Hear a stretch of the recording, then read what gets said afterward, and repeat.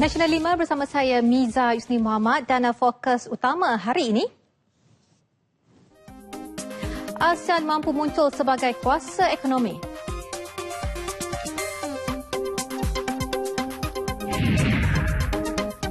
Isu pertindihan tuntutan Laut China Selatan antara isu utama sidang kemuncak ASEAN. Penduduk tertekan 10 tahun terjejas bekalan air bersih. Lintas langsung negeri Perlis, kita akan bersama Nur Joana Abdullah dari Sarawak dan Rita dari Sabah. Selain lintas langsung lagi dari sekitar kempen Pilihan Raya Kecil Rompin. Semuanya seketika nanti.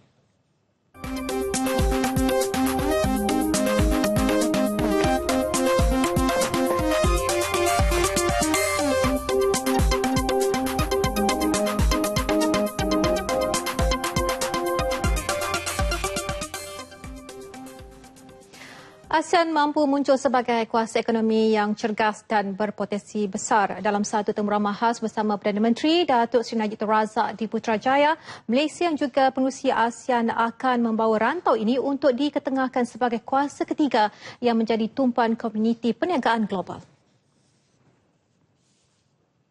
Saya nak tunjulkan ASEAN sebagai the third force.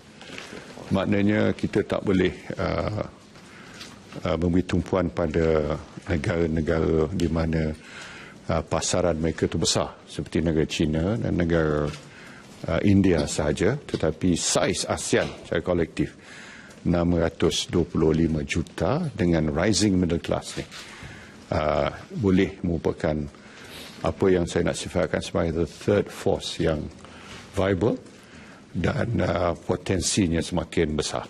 Negara anggota disaran melaksanakan pembangunan ekonomi secara inklusif dan seimbang, malah mengurangkan perbezaan jurang pembangunan antara satu daripada agenda utama. Rantau ini secara kolektif menunjukkan pencapaian yang menggalakkan dengan kadar pertumbuhan 5 hingga 6% setahun dan keluaran dalam negara kasar KDNK sebanyak $2.5 trilion Amerika. Ancaman kumpulan militan IS perlu ditangani secara kolektif oleh ASEAN memandangkan ia tidak boleh dibendung secara bersendirian. Untuk itu, Perdana Menteri Datuk Seri Najib Tun Razak menggesa negara anggota menjalinkan kerjasama lebih rapat dalam memastikan ia tidak menggugat kestabilan rantau ini. Maknanya ASEAN sedar akan perkara ini dan ASEAN telah bertindak melalui menteri-menteri pertahanan, menteri-menteri dalam negeri, angkatan tentera dan polis sebagainya supaya ditingkatkan kerjasama antara negara-negara ASEAN supaya ASEAN secara kolektif dan ASEAN antara secara bilateral juga boleh bekerjasama lebih erat lagi untuk menangani ancaman IS ni yang tidak boleh dan tak mampu kita tangani secara individual nation. Tetapi dia mesti bertindak secara kolektif. Beliau menjangkakan isu ancaman IS ini antara isu yang akan disentuh pada sidang kemuncak ASEAN ke-26. Ya. Dalam temu ramah itu juga Datuk Seri Najib menekankan Malaysia berpendirian bahawa pihak terlibat dalam tuntutan bertindih wilayah maritim di Laut China Selatan perlu mengelak menggunakan kuasa masing-masing dan ia bagi memastikan tidak berlaku insiden pertembungan ketenteraan di kawasan perairan tersebut. Ya, maknanya prinsip ni antaranya mesti kita lakukan perundingan, negotiations tanpa menggunakan kuasa. Tanpa membenarkan ketegangan, tension ataupun apa-apa taktik seperti tekanan terhadap negara-negara kecil dan sebagainya.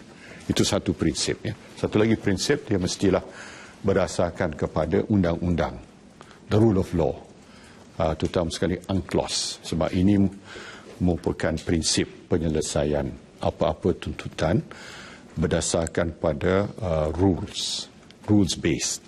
Isu pertindih tuntutan dianggap kompleks dan sensitif. Justru ia perlu ditangani dengan berhemah serta berlandaskan prinsip perundingan dan amalan undang-undang antarabangsa. Perebutan wilayah maritim ini membabitkan Brunei, Filipina, Malaysia dan Vietnam selain China dan Taiwan.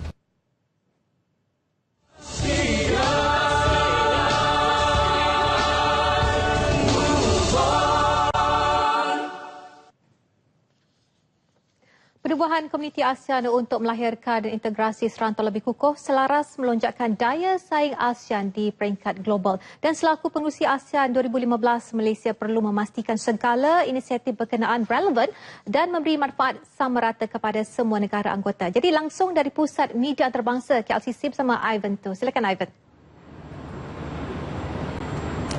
Ya, Miza, sebenarnya bukan saja integrasi dari segi aspek ekonomi, malah Malaysia untuk membentuk satu komuniti ASEAN yang lebih bersatu dari segi politiknya. Dan ini dikaitkan dengan matlamat ataupun hubungan ASEAN dengan kuasa luar yang akan memberikan impak kepada suara ASEAN akan lebih terpengaruh dan lebih didengari di peringkat global. Dalam hal itu, soal keharmonian serta kestabilan juga dalam konteks kerjasama serantau ini amat penting, dan semua ini berbalik kepada tema yang telah pun diangkat oleh Malaysia selaku pengerusi ASEAN tahun ini sempena dengan sidang kemuncak ASEAN ke-26 ini, iaitu rakyat kita, komuniti kita dan juga wawasan kita yang semuanya berpaksikan kepada rakyat. Namun apa yang lebih penting ialah untuk melibatkan keseluruhan anggota masyarakat yang berjumlah lebih 650 juta orang dari 10 negara anggota ini untuk sama-sama menghayati semangat ASEAN ini. Baik, ada beberapa perkara penting yang akan menjadi tumpuan sidang kemuncak yang masuki edisi ke-26 di Kuala Lumpur kali ini. Semuanya menyentuh isu serantau dan juga antarabangsa. Salah satunya isu yang cukup sensitif dan sekian lama berlarutan berhubung pertikaian dan juga tuntutan wilayah maritim di Laut Cina Selatan. Ini membabitkan beberapa negara termasuk Malaysia, Vietnam, China dan juga Taiwan. Para pemimpin dijangka bertukar-tukar pandangan bagi mencari penyelesaian konkret terhadap isu kompleks ini bagi mengelak sebarang ketegangan yang boleh mencetuskan insiden pertembungan ketenteraan di perairan tersebut, iaitu di Laut Cina Selatan, yang akhirnya akan merugikan semua pihak. Dan satu lagi isu yang menjadi fokus pastinya berkaitan ancaman kumpulan militan IS. Ini menuntut usaha secara kolektif semua negara anggota kerana ia tidak mungkin dapat diselesaikan secara bersendirian oleh mana-mana negara. Dan sebentar tadi juga baru saja selesai sidang media oleh Menteri Luar Datuk Seri Anifah Aman yang menyentuh perkara yang sama, isu pembinaan infrastruktur ketenteraan di Laut Cina Selatan oleh China sebenarnya telah pun dilihat sebagai satu perkara yang cukup serius, dan beliau juga mengesahkan bahawa isu ini akan dibincangkan oleh ketua-ketua negara dan ketua kerajaan sempena dengan sidang kemuncak ASEAN ke-26 kali ini. Satu lagi perkembangan yang cukup positif dimaklumkan oleh Datuk Seri Anifah Aman dalam sidang media sebentar tadi ialah segala inisiatif untuk memutamatkan Kod Tata Laku COC di wilayah maritim di Laut Cina Selatan yang telah bermula sejak beberapa tahun lalu akan dipercepatkan. Dan menurut beliau juga sebagai pengerusi, Malaysia bagaimanapun tidak menetapkan tempoh yang spesifik untuk memutamatkan Kod Tata Laku ataupun COC berkenaan. Dan perbincangan teliti perlu dilakukan di peringkat ketua negara bagi mencapai konsensus yang akan memuaskan hati semua pihak. Is what we will discuss, because I don't want to preempt what we're going to do, because I have other 5 claimant states with us and also the 10 ASEAN member states. So I don't want to preempt and to say where we will lead to. But I can assure you that this is one of the subjects that we'll discuss thoroughly. Ya, Malaysia juga, kata beliau, berpendirian pembinaan infrastruktur ketenteraan di kawasan terbabit adalah tidak wajar, dan selain Malaysia, Filipina antara negara yang paling lantang mempersoalkan perkara berkenaan setakat ini.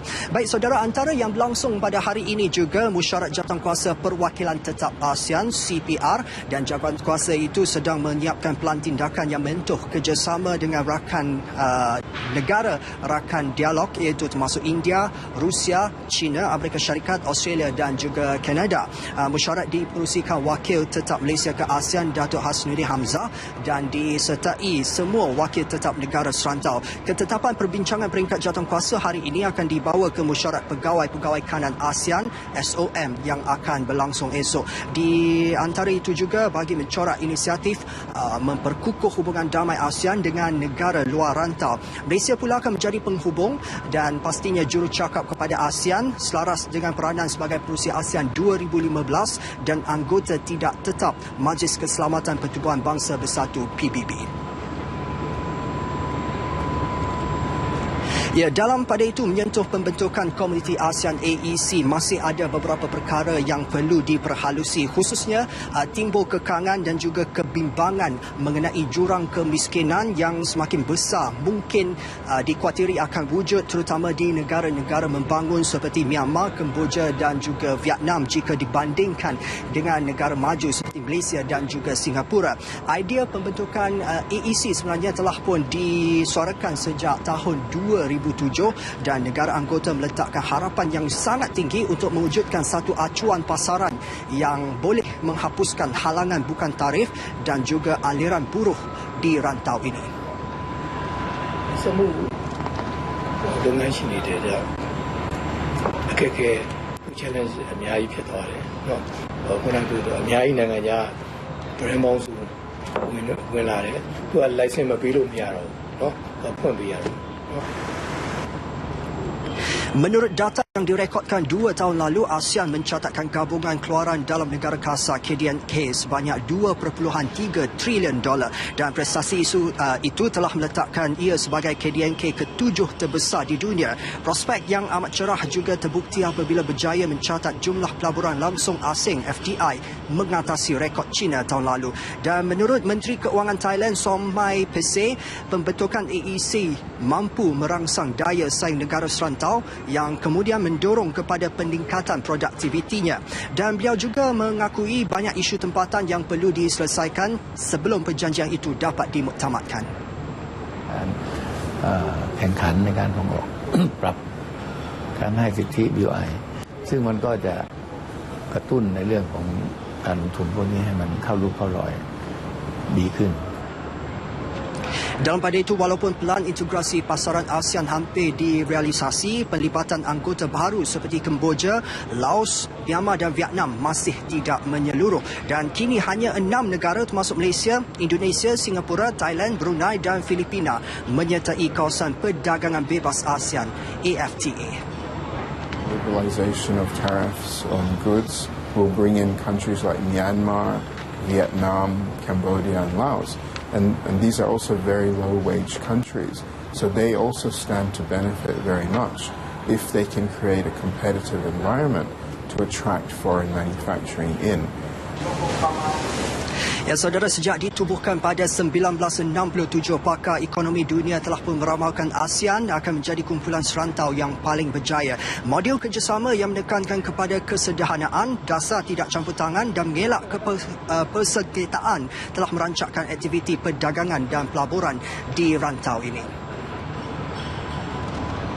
Baiklah, ketika ini saya berada di Pusat Media Antarabangsa KLCC yang akan memulakan operasinya sepenuhnya sebenarnya pada 8 pagi esok. Jadi ketika ini mungkin masih lagi lengang, hanya media-media tempatan yang baru sahaja melaporkan diri di Pusat Media Antarabangsa ini dan termasuk kami di RTM yang telah pun dilantik sebagai hos penyiar buat sidang Kemuja ASEAN ke-26 hari ini telah pun memulakan operasi kami secara sepenuhnya. Dan Pusat Media ini untuk pengetahuan anda akan menawarkan fasiliti lengkap termasuk kemudahan jalur lebar berkelajuan tinggi serta lain-lain keperluan berkaitan untuk kemudahan wakil-wakil media. Dan difahamkan delegasi media tempatan dan antarabangsa yang berdaftar mencecah lebih 1,000 petugas media daripada 130 agensi dari dalam dan luar negara.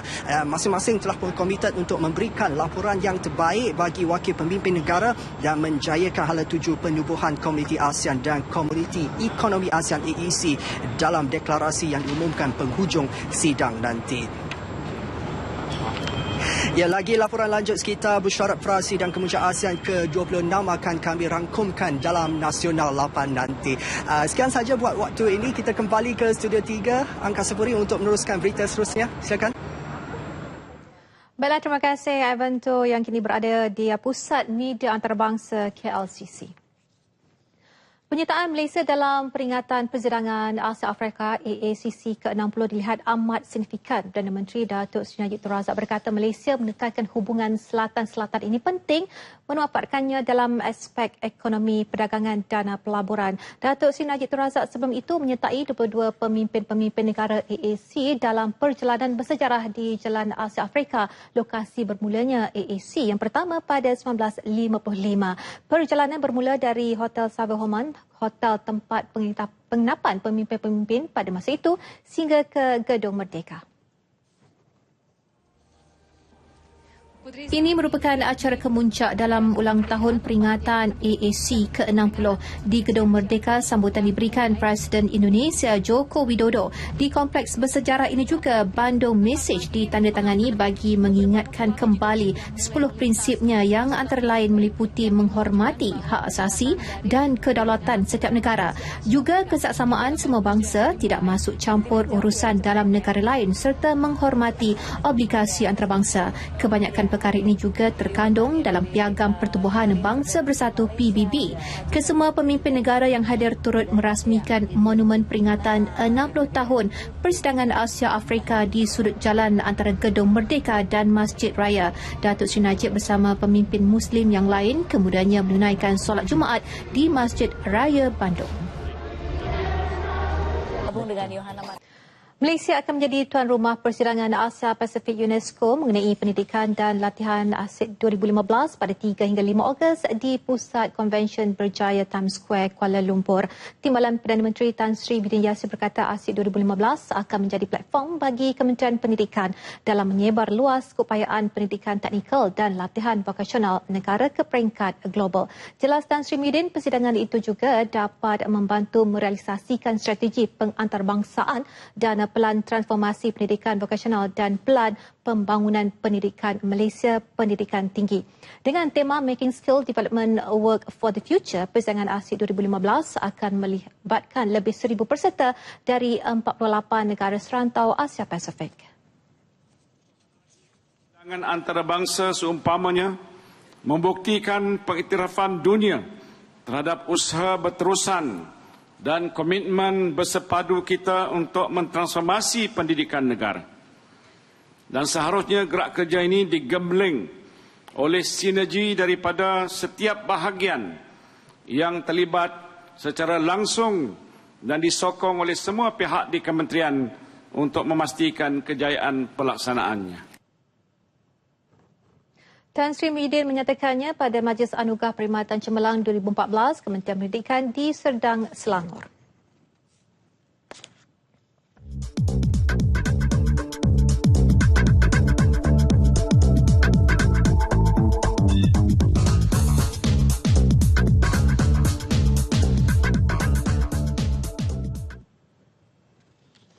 Kerakusan pemilik bot pukat tunda untuk mengaut keuntungan hasil laut berganda mengakibatkan kumpulan nelayan pesisir pantai hilang punca pendapatan. Dan selain itu, insiden bakar bendera parti cemari kempen pilihan raya kecil Parlimen Rompin. Dan untuk laporan menyeluruh, kita berlintas langsung bersama wartawan Jasmi Faizal Muda di Rompin, Pahang. Silakan.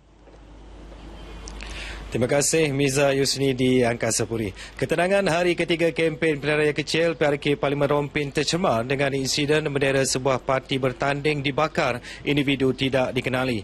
2 laporan polis telah dibuat dan pihak berkuasa mahu semua parti bertanding mengawal tindakan para penyokong masing-masing untuk lebih matang serta tidak mencetuskan ketegangan sepanjang tempoh kempen. Menurut satu kenyataan polis yang dikeluarkan Ketua Pusat Media, Ibu Pejabat Daerah Rompin, Superintendent Abdul Aziz Mahmud, pihaknya telah membuka kertas siasatan di bawah Seksyen 427 Kanun Keseksaan. Pihak berkuasa juga telah meningkatkan tahap rondaan agar insiden serupa tidak berulang. Pada masa sama, satu jawatan khas telah ditubuhkan agar tiada pelakuan jenayah berlaku sepanjang PRK. Sekali lagi, ingatan dikeluarkan kepada 2 parti bertanding untuk memohon permit sebelum melakukan sebarang program maupun ceramah. Teruskan segala perancangan pembangunan yang dilakukan Allahyarham Tan Sri Dr. Jamaluddin Jarjis untuk meningkatkan taraf hidup masyarakat luar bandar. Komitmen disuarakan calon Barisan Nasional BN Datuk Hassan Arifin sekiranya dipilih dalam pilihan raya kecil Parlimen Rompin 5 Mei ini. Yang mana ia bakal menjadi kemudahan untuk dinikmati oleh warga komuniti Perak untuk berbagi. Terima kasih diucapkan pada Encik Abdul Razak Arif dan penyampaian cedera di sebelah. Tuan-tuan dan puan-puan hadirin yang dirahmati sekalian, dengan itu tadi. Ya, pembangunan harus diteruskan. Dan yang pentingnya adalah Rompin ini pembangunan mesti sesuai dengan keadaan di sini, iaitu dari segi pertanian, pelancongan, pertanian bertahap tinggi, ya. High teknologi pertanian harus diperkenalkan di Rompin ini. Aquaculture adalah satu sektor yang sangat penting di Rompin. Hotel masih berbeza. Hotel masih berbeza.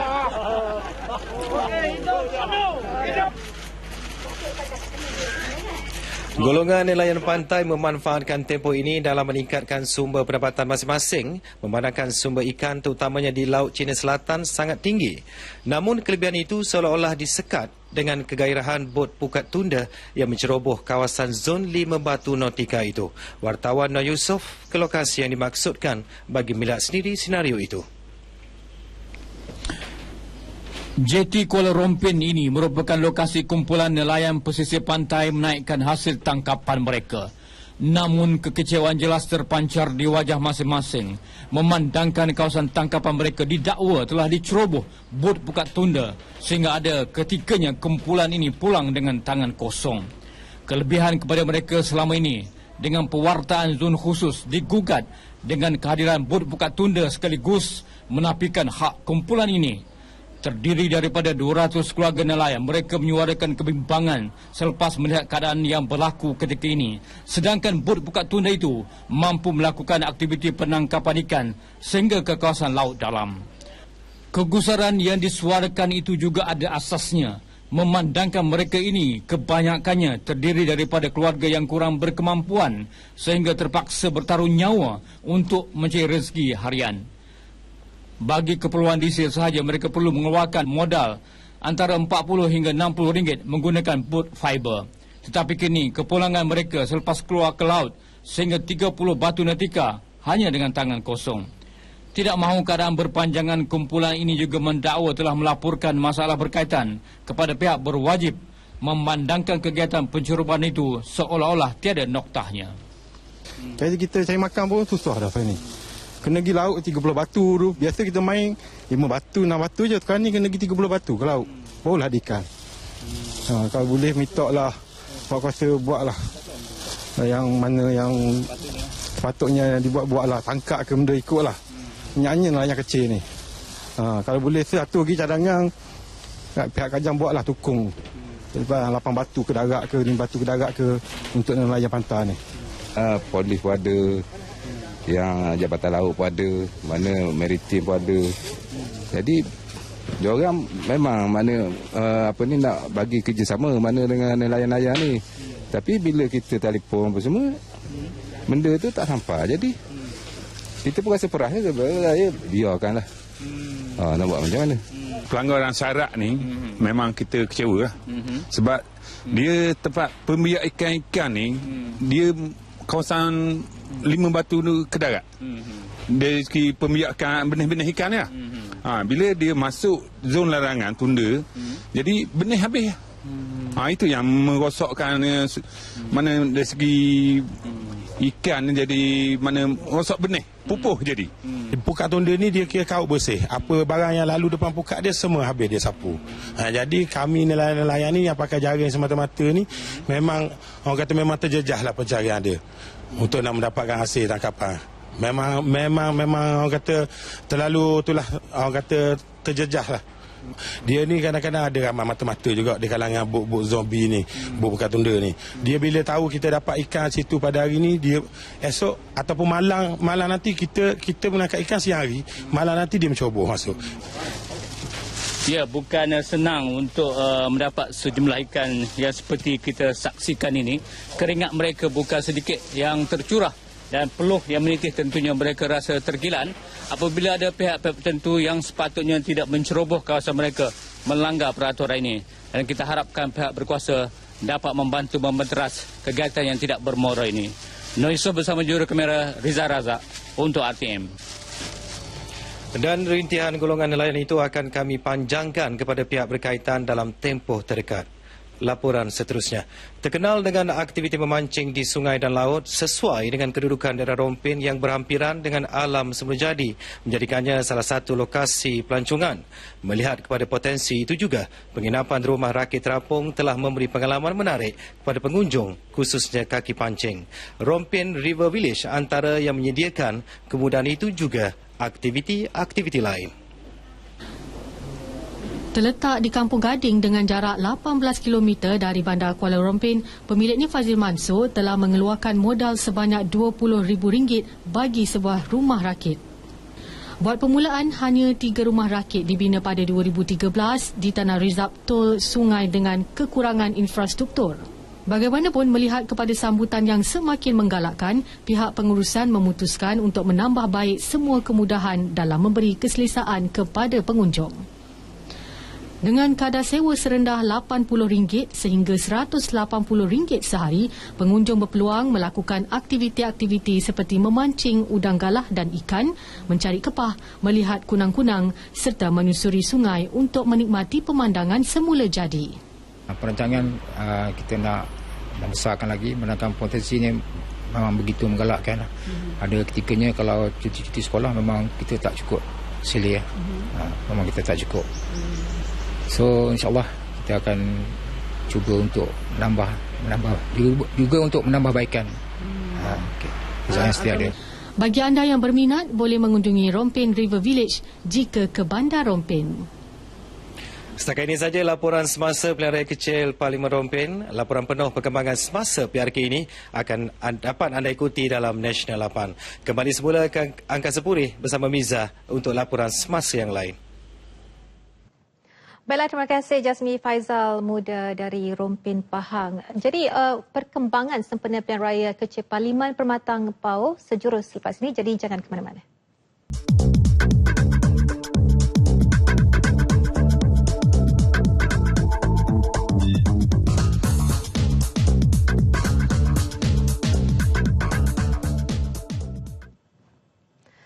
Seperti dijanjikan, perkembangan sempena pilihan raya kecil Parlimen Permatang Pau, kita terus saja bersama Atika Muhammad Naim di sana. Silakan Atika.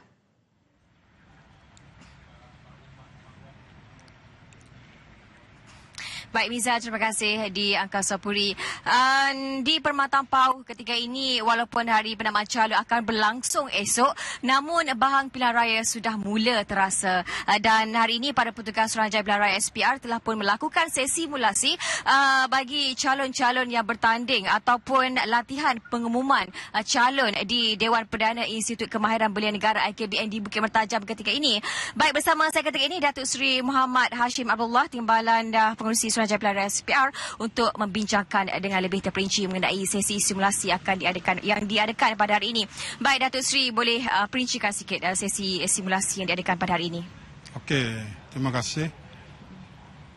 Pagi tadi kita mengadakan program simulasi ini untuk memastikan perjalanan untuk besok hari penamaan calon berjalan dengan baik, bererti teratur, mengikut ketetapan-ketetapan yang telah ditentukan.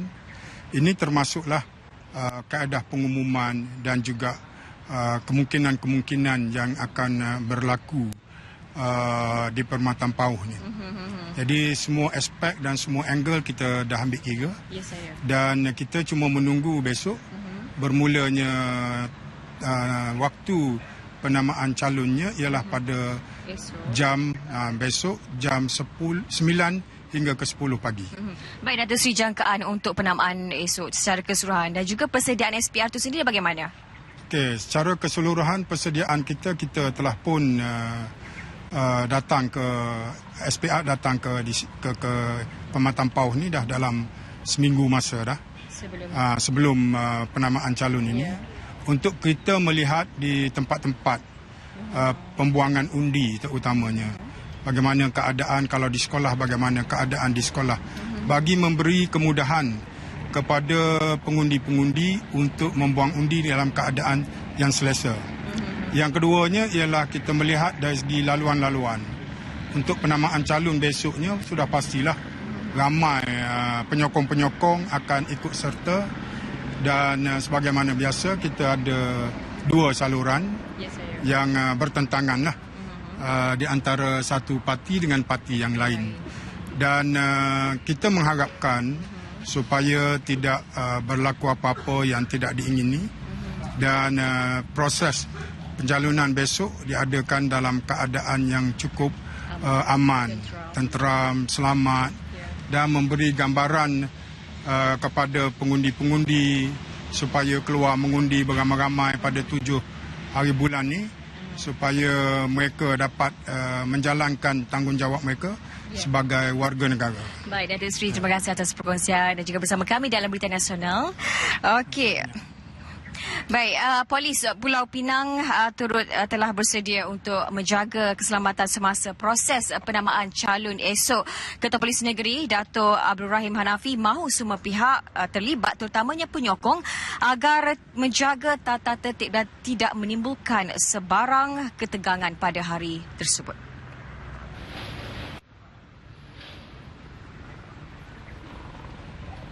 Bagi memastikan proses PRK itu lancar, polis membuka 30 bilik gerakan di kawasan berkenaan dan menempatkan 260 pegawai serta anggota 24 jam.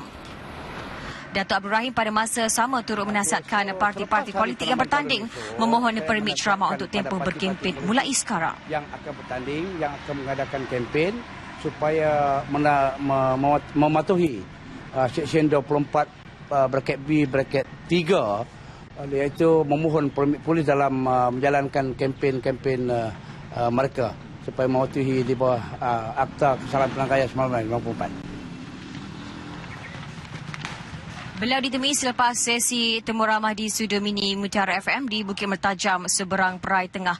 Proses penamaan calon bagi PRK P044 Permatang Pau akan berlangsung di Institut Kemahiran Belia IKBN Bukit Mertajam 9 pagi esok. Sementara itu, penyokong parti yang hadir pada proses penamaan calon esok dinasihatkan mematuhi arahan dan juga lalu lintas yang ditetapkan oleh pihak polis. Jurucakap Polis Diraja Malaysia, PDRM, PRK Parlimen Permatang Pau, ACP Azmi Adam mengarahkan penyokong Barisan Nasional BN berada di laluan sebelah kiri iaitu di Jalan Berapit, manakala calon lawan di Jalan Mengkuang.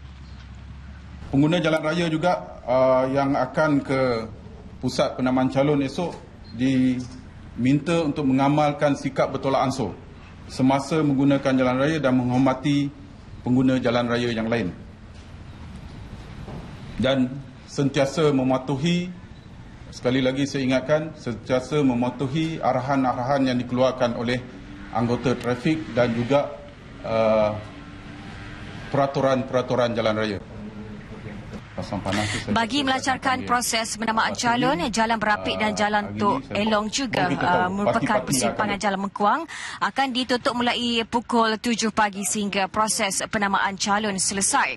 Penyokong hanya dibenarkan berada kira-kira 300 meter dari pintu masuk IKBN. Beliau turut mengingatkan penyokong bermotosikal supaya tidak membawa bendera parti masing-masing kerana ianya satu kesalahan di bawah Seksyen 42 Akta Pengangkutan Jalan kerana memandu secara bahaya. Manakala pengguna yang menghalang lalu lintas boleh dikenakan tindakan di bawah Seksyen 48 Akta Pengangkutan Jalan. Katanya seramai 300 anggota polis akan bertugas mengawal lalu lintas dan memantau keadaan. Unit udara PDRM turut digunakan.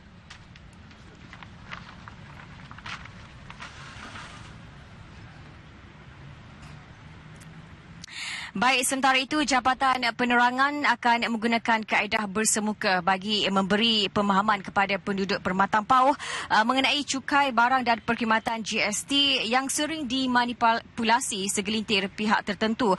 Ketua Pengarahnya Datuk Ibrahim Abdul Rahman berkata kaedah itu bagi memberi penjelasan yang lebih terang dan juga terperinci kepada mereka yang masih tidak jelas mengenai GST. Jika sebelum ini Jabatan Penerangan hanya menggunakan medium ceramah kepada umum, namun kali ini kaedah komunikasi secara bersemuka disifatkan lebih berkesan.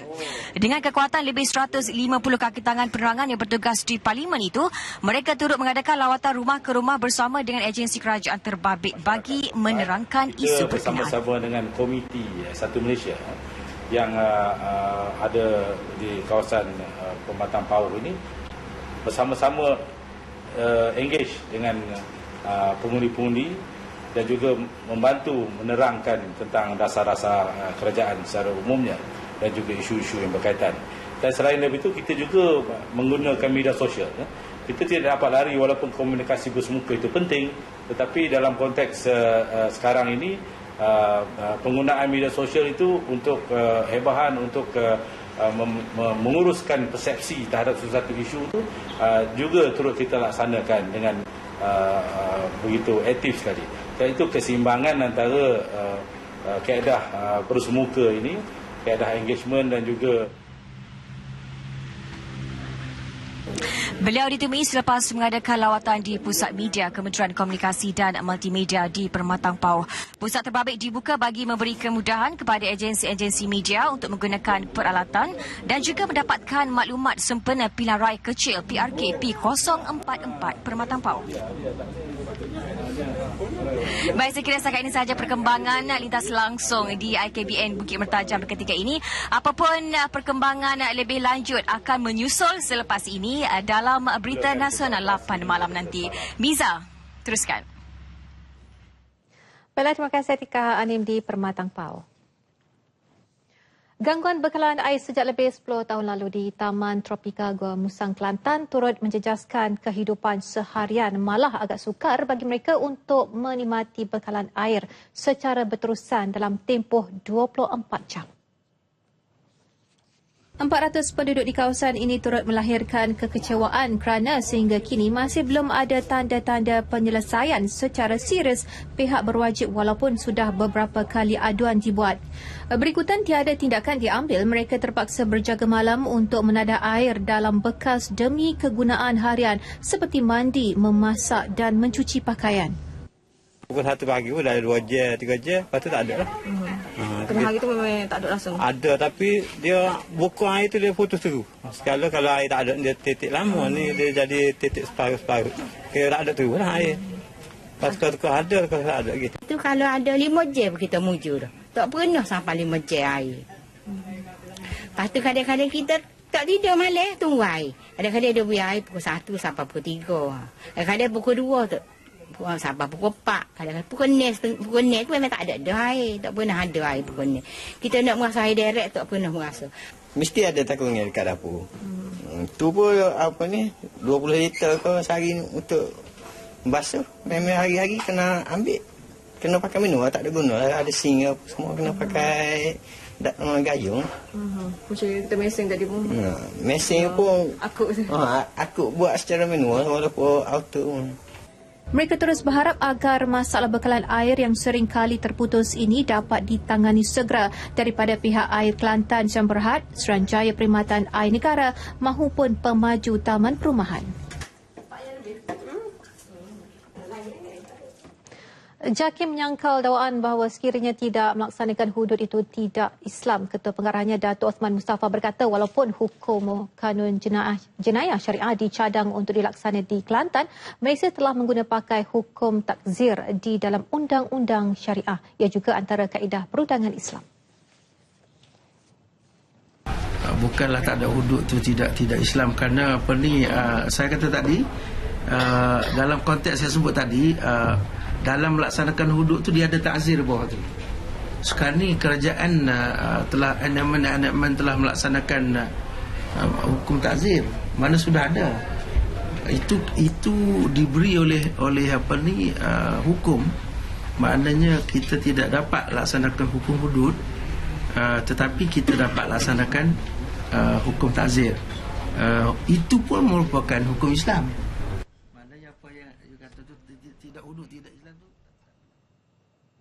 Seterusnya, laporan langsung negeri-negeri dan untuk laporan pertama kita bersama Nur Joanna Abdullah dari Sarawak. Silakan.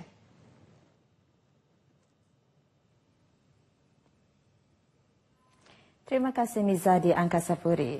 Usaha kerajaan Sarawak untuk mendapat peningkatan royalti minyak dan gas daripada 5% kepada 20% masih belum menunjuk sebarang perkembangan. Ketua Menteri Datuk Patinggi Tan Sri Adnan Satim bagaimanapun berkata, perbincangan telah dilakukan dengan Perdana Menteri Datuk Sri Najib Tun Razak berhubung perkara itu di mana Perdana Menteri telah memberi jaminan bahawa ia akan diselesaikan tahun ini. Tan Sri Adnan menekankan royalti yang lebih tinggi itu amat penting kepada kerajaan negeri dalam usaha untuk membangunkan Sarawak dan penduduknya ke tahap yang lebih maju. Beliau berkata demikian pada majlis penghargaan untuk 13 kontraktor Petronas dari Sarawak ke atas prestasi cemerlang mereka termasuk dalam kesihatan, keselamatan dan alam sekitar HSE dan kebolehpercayaan di Kuching. Mengenai kontrak bernilai 2.1 bilion ringgit yang diberikan kepada vendor Sarawak untuk tahun ini, Tan Sri Adnan berharap syarikat-syarikat tempatan bersifat lebih profesional dalam melaksanakan projek masing-masing untuk mencapai keperluan standard dan kualiti yang tinggi yang sentiasa diamalkan oleh Petronas. Tegasnya ke arah itu, kerajaan negeri akan menubuhkan satu jawatan kuasa khas untuk memantau prestasi vendor-vendor tempatan yang terlibat dalam projek-projek tersebut. Sebanyak 80 syarikat tempatan telah mendapat 350 juta ringgit kontrak dengan Petronas bagi suku pertama tahun ini melalui pembidaan yang kompetitif. Manakala pada tahun 2013 dan tahun lalu, syarikat minyak dan gas nasional tersebut telah melabur sejumlah 2.1 bilion ringgit dan 2.4 bilion ringgit kepada vendor-vendor di Sarawak. Kerajaan Barisan Nasional BN tetap meneruskan perjuangan agar penduduk luar bandar dapat menikmati kemudahan seperti mana penduduk bandar. Sehubungan itu, semua ahli Dewan Undangan Negeri Adun BN khasnya dari kawasan luar bandar menerima baik cadangan Ketua Menteri Datuk Patinggi Tan Sri Adnan Satim dengan mengumumkan peruntukan tambahan sebanyak 500 juta ringgit bagi mempercepat pembangunan luar bandar. Walau bagaimanapun, cadangan peruntukan tambahan bagi pembangunan kawasan luar bandar itu tidak mendapat sokongan daripada pihak pembangkang. Adun Kemenang, Datuk Dr. Steven Rundi Utum pada sidang media di Kompleks Dun Sarawak memberitahu pihak pembangkang membantah peruntukan 500 juta ringgit itu diluluskan. Pihak DAP membangkang tidak mahu peruntukan ini diluluskan. Dengan secara terang-terang, kalau mau cek di Hansard pun ada, mereka membangkang. Dengan begitu kita percaya mereka juga membangkang dan tidak membenarkan kita luar bandar ini dibangunkan dengan cepat. Jadi apakah itu bercanggah dengan impian Sarawak yang ada mereka laung-laungkan selama ini? Sebagai adun yang menjaga kawasan luar bandar, beliau membantah kelakuan pihak pembangkang yang mempolitikkan perkara itu dengan menyebarkan pelbagai spekulasi bahawa kerajaan tidak mahu membantu penduduk luar bandar. Ini jelas menunjukkan bahawa pembangkang bukan sahaja anti pembangunan luar bandar, malah menjadikan ia sebagai gimik politik untuk meraih undi. Sementara itu, Adun Marudi, Sylvester Entry Muran pula menyeru agar penduduk luar bandar supaya tidak terperdaya dengan gimik politik pihak pembangkang. Minggu Amanah Saham Malaysia MSAM 2015 yang diadakan di Dataran Sibu terus menarik ribuan pengunjung hari ini. Pelbagai aktiviti dan pameran pendidikan bersepadu yang kali ke-16 ini diadakan. Untuk mengetahui perkembangan terkini program ini, kita bersama wartawan lokasi Al-Hadi Syamsawi di Dataran Sibu. Terima kasih rakan penyampai di Studio B. Assalamualaikum dan salam satu Malaysia. Masuk hari ke-6 penganjuran Minggu Saham Amanah Malaysia MSAM 2015 dan hari ini kami berlintas langsung dari perkarangan ruang pameran Takaful Ikhlas Berhad untuk mengetahui dengan lebih lanjut apa antara produk-produk dan perkhidmatan yang ditawarkan oleh Takaful Ikhlas Berhad. Bersama saya hari ini adalah Presiden dan Ketua Pegawai Eksekutif Takaful Ikhlas Berhad, Tuan Haji Abdul Latif bin Abu Bakar untuk mengetahui produk yang ditawarkan oleh mereka. Jadi Tuan Haji, boleh Tuan Haji jelaskan sedikit mengenai sasaran Takaful Ikhlas Berhad sepanjang penganjuran MSAM kali ini dan bagaimana sambutannya setakat ini Tuan Haji? Bismillahirrahmanirrahim. Assalamualaikum warahmatullahi wabarakatuh. Alhamdulillah, sasaran kita pada awalnya 800 polisi dan kita menjangkakan akan dapat membuat kutipan tahunan sebanyak 1.5 juta. Dan Alhamdulillah setakat ini kita telah pun dapat membuat 400 polisi, penjualan 400 polisi dan kita telah pun mengumpul sebanyak lebih kurang 600,000 lah tahunan, contribution tahunan. Jadi alhamdulillah sambutan sangat luar biasa kerana produk yang kita pasarkan pada kali ini merupakan satu produk protection dan juga medical card. Yang ini yang saya rasa sangat sesuai untuk masyarakat kita lah. Tuan Haji, selain daripada polisi-polisi ini, apa antara aktiviti-aktiviti lain yang dijalankan oleh Takaful Ikhlas Berhad pada MSAM kali ini? Okey, ada dua aktiviti. Salah satu aktiviti utama ialah perkongsian ilmu tentang takaful. Kita melalui ejen-ejen kita, mereka akan memperkenalkan konsep takaful. Dan aktiviti yang kedua, kita buat program CSR di mana kita telah membuat 3 bentuk CSR. Satu ialah penghadiah buku sebanyak 800 buah buku di Sekolah Kebangsaan Abang Ali. Semalam kita ke Madrasah Islamiah Lakis, kita membuat sumbangan di madrasah sebanyak 10,000. Dan insyaAllah besok kita akan ke lembaga anak-anak yatim Sarawak Cawangan Sibu untuk membuat sumbangan sebanyak RM10,000. Okey, terima kasih Tuan Haji. Sama-sama. Itu tadi sedikit penerangan mengenai Takaful Ikhlas Berhad. Dan untuk penduduk di Sibu, sekarang ni ada 3 hari lagi untuk mereka mengunjungi MSAM 2015 kali ini. Dan untuk penduduk di sekitar Sibu, mereka boleh menaiki bas-bas percuma yang disediakan oleh pihak penganjur, dan bas ini boleh dikenali melalui tampalan-tampalan poster yang dilekatkan di badan-badan bas ini. Sekian lintas langsung bersama saya dari Dataran Sibu, kembali bersama rakan penyampai di Studio B. Terima kasih Al-Hadi di Dataran Sibu. Kementerian Permodenan Pertanian akan menjalankan penyelidikan terperinci mengenai produk hiliran yang boleh dihasilkan daripada madu kelulut. Menterinya Tan Sri Alfred Jabu berkata kelulut madu mempunyai potensi untuk dimajukan, terutama untuk menghasilkan nilai makanan yang tinggi dan sebagai makanan tambahan. Menjawab soalan yang dikemukakan oleh ahli bagi beting maro Haji Razali Haji Gapur pada persidangan Dewan Undangan Negeri, beliau berkata pertanian madu kelulut memerlukan modal yang sangat minimum tetapi boleh mendapat pulangan yang baik. Mengenai kursus pertanian madu kelulut, Tan Sri Alfred Jabu berkata kursus tersebut akan diperluas kepada petani di Miri, Mukah dan Kabung tahun ini dengan 30 peserta dari setiap kawasan. Tahun lepas, 100 peserta dari Lundu dan Padawan telah diberi kursus berkenaan. Dalam pada itu, Dewan juga dimaklumkan bahawa jumlah kedatangan pelancong ke Taman Negara Gunung Mulu menunjukkan peningkatan memberangsangkan pada tahun lepas berbanding sebelumnya. Menteri Muda Pelancongan, Datuk Talib Zulkifli semasa menjawab soalan daripada Adun Telang Usan, Dennis Ngau memberitahu tahun lepas kedatangan pelancong luar negara ke Taman Negara itu ialah seramai 13,635 berbanding 12,871 pada 2013. Setakat ini dahulu semangat berita dari Sarawak untuk Lintas Langsung Nasional 5 petang ini. Seterusnya kita bersama Rita di Kota Kinabalu. Terima kasih Nur Jauna di Kuching. Salam sejahtera dan salam satu Malaysia.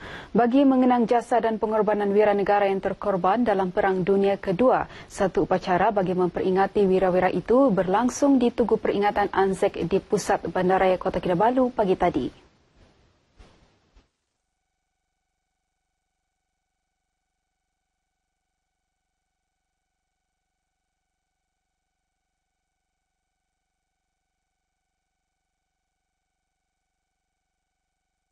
Di Papar, seramai 70 pegawai terpilih ditempatkan bersama 33 keluarga angkat dari 7 kawasan rukun tetangga KRT, iaitu Kampung Benoni, Kampung Seberang Benoni, Kampung Buang Sayang 2, Kampung Takis, Kampung Sapat, Kampung Brunei Laut Seberang Kimanis dan Kampung Brunei Laut Kimanis. Majlis penyerahan keluarga angkat tersebut disempurnakan Ahli Dewan Undangan Negeri Adun Pantai Manis, Dato' Haji Abdul Rahim Ismail. Beberapa pegawai yang menjadi peserta program tersebut menyokong usaha kerajaan untuk melebarkan dan meneruskan integrasi nasional sekaligus menerapkan konsep Satu Malaysia. Biasanya kalau kita berpindah itu kita keseorangan kan, tak ada saudara mara. So dengan program ni kita rasa betul lah kita dapat mengeratkan tali silaturahim. Menangkan saya baru saja bertugas di Sabah. Jadi banyak orang bercerita tentang keunikan negeri Sabah, terutama dari segi budaya dia, etnik dia. Itu yang saya tunggu-tunggu. Program anjuran Jabatan Perpaduan Negara dan Integrasi Nasional ini dimulakan sejak tahun 1997, melibatkan pegawai-pegawai baharu khususnya dari Semenanjung Malaysia dan Sarawak yang bertugas di Sabah. 800,000 ahli skuad muda Jabatan Pengangkutan Jalan JPJ disasar mendaftar dengan Jabatan Pengangkutan Jalan JPJ Malaysia sepanjang tahun ini. Jumlah itu melibatkan 300,000 ahli bagi fasa pertama dan 500,000 bagi fasa kedua. Setakat ini, 47,000 ahli skuad muda JPJ terdiri daripada ahli 153 persatuan permotoran telah mendaftar sebagai ahli skuad muda JPJ. Skuad muda JPJ ditubuhkan bagi membantu petugas JPJ memastikan pengguna jalan raya mematuhi peraturan jalan raya yang ditetapkan. Ketua Pengarah JPJ Malaysia, Datuk Seri Ismail Ahmad ketika berucap merasmikan Hari JPJ Peringkat Negeri di Kota Kinabalu menyatakan pihaknya turut memperkenal kadet JPJ di 17 buah sekolah seluruh negara tahun ini. Jumlah itu dijangka meningkat menjelang tahun 2016. Di Sabah, SMK Tun Fuad Kota Kinabalu dipilih sebagai sekolah perintis pelaksanaan kadet JPJ. Dalam majlis ini, Datuk Seri Ismail turut menyampaikan sijil penghargaan kepada petugas JPJ Tawau, Sandakan dan Lahadatu yang terlibat dalam operasi di kawasan keselamatan khas Pantai Timur Sabah Eskom serta watika pelantikan skuad muda JPJ peringkat parlimen di Sabah. Kejayaan Kampung Seri Serbang Bongawan dalam daerah Papar meraih beberapa anugerah Desa Cemerlang di peringkat kebangsaan berjaya melonjakkan nama kampung tersebut sebagai destinasi inap desa atau homestay pilihan pelancong dari dalam dan luar negara. Laporan lanjut bersama wartawan Salma Salih dan juru kamera Tamrin Ashmat. Tersenarai dalam gerakan daya wawasan GDW Desa Cemerlang dan Desa Lestari di Sabah, Kampung Seri Serbang terletak 4 km dari Bongawan dan kira-kira sejam perjalanan dari Kota Kinabalu. Kampung ini turut menerima anugerah Desa Cemerlang peringkat kebangsaan 2013, kategori sambutan kemerdekaan, anugerah khas Desa Sejahtera peringkat kebangsaan 2012 dan naib johan pertandingan jaguh kampung kali keempat. Selain keindahan flora dan fauna, kewujudan koloni monyet Belanda yang menceriakan suasana hutan dan kunang-kunang yang menyinari kepekatan malam turut berjaya menarik minat lebih ramai pelancong termasuk luar negara mengikuti program inap desa di kampung berkenaan. Turut disajikan pantai kenangan dengan pelancong berpeluang menikmati pemandangan matahari terbenam dan aktiviti lasak seperti berkayak dan menunggang ATV sambil menikmati suasana di sekitar pantai dan kampung. Beberapa pengusaha inap desa kampung tersebut turut menyambut baik pelancaran homestay Desa Kampung Seri Serbang Bongawan dalam mempromosikan produk pelancongan yang menerima pengunjung sejak 2 tahun lalu. Banyak produk-produk yang boleh kita tonjolkan kepada pelancong-pelancong. Antaranya ialah keunikan kami punya kebudayaan, juga makanan-makanan tradisional. Pelancong sudah pemula datang ke rumah kami bermula tahun lepas. Pelancong dari Denmark, dari Perancis, Korea dia hanya berulang-alik lah. Tempat tinggal yang selesa jugalah. Tapi keadaan kampung lah kan. Jadi mereka hidup bersama kita lah. Dengan pelancaran berkenaan, Bongawan berpotensi besar menjadi salah satu tarikan pelancongan inap desa di negeri ini. Perkara itu diakui ahli Dewan Undangan Negeri Bongawan Muhammad Haji Alamin. Jadi saya menaruh keyakinan insyaAllah dengan adanya usaha-usaha sama daripada semua pihak, daripada kerajaan, daripada agensi kerajaan, NGOs mampu untuk membantu Kampung Seri Serbang ini sehingga lahir sebagai pusat pelancongan yang terkenal di negeri Sabah dan juga di Malaysia amnya. Pelancong Korea, Jepun dan Eropah merupakan antara pelancong yang menjadi pengunjung utama kampung tersebut yang turut menonjolkan alat muzik gambus yang melambangkan kebudayaan masyarakat Brunei Sabah selain kepelbagaian kraft tangan yang menjadi tarikan pengunjung yang melawat kampung ini. Sekian sumbangan berita dari Sabah petang ini, kembali bersama Mizadi Angkasa Puri. Silakan. Baiklah, terima kasih rakan-rakan penyampai dari Sarawak dan juga Sabah. Sebuah rumah ranap sama sekali akibat dipukul ribut di Kampung Gerigis, Jalan Datuk Kumbar, Alustar petang semalam. Manakala 38 buah lagi rosak teruk apabila bumbungnya diterbangkan angin kencang. Bagaimanapun tiada kemalangan jiwa dilaporkan. Akibat kejadian itu, seorang mangsa Abdul Rahman Yaakob, 46 tahun kini terpaksa menumpang di rumah ibu mertuanya.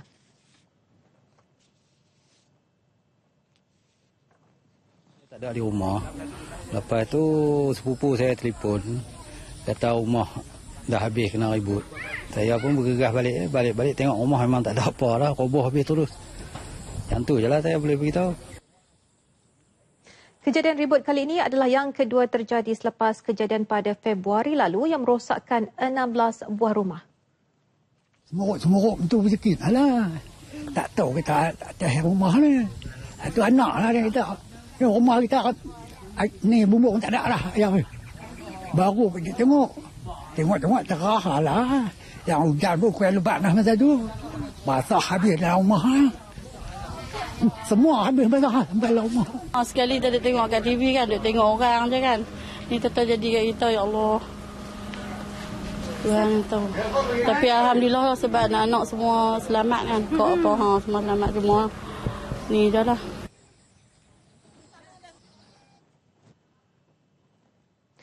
Sekian Nasional 5 menyusul selepas ini laporan meteorologi bersama Marcella James. Dengan itu, Assalamualaikum dan salam satu Malaysia.